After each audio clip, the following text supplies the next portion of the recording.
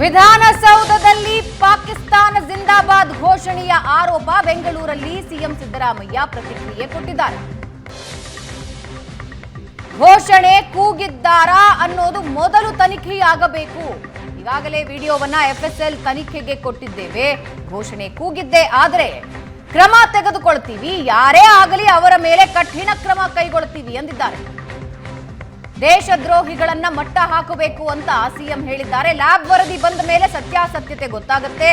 ತಪ್ಪಿತಸ್ಥರು ಅಂತ ಗೊತ್ತಾದ್ರೆ ಯಾರೇ ಆದ್ರೂ ಕ್ರಮ ತೆಗೆದುಕೊಳ್ತೀವಿ ಎಂದಿದ್ದಾರೆ. ಅವ್ರ ಮೇಲೆ ಸೀರಿಯಸ್ ಕ್ರಮ ತಗೋತೀವಿ.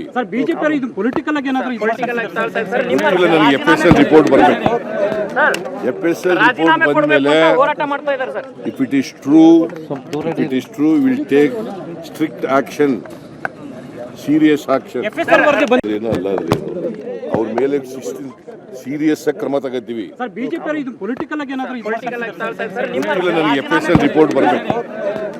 FSL ರಿಪೋರ್ಟ್ ಬಂದ್ಮೇಲೆ if it is true will take strict action, serious action.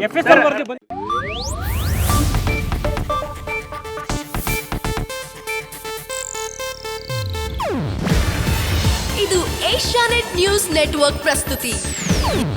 ನೀವು ನೋಡ್ತಿದ್ದೀರಾ ಏಷ್ಯಾನೆಟ್ ಸುವರ್ಣ ನ್ಯೂಸ್.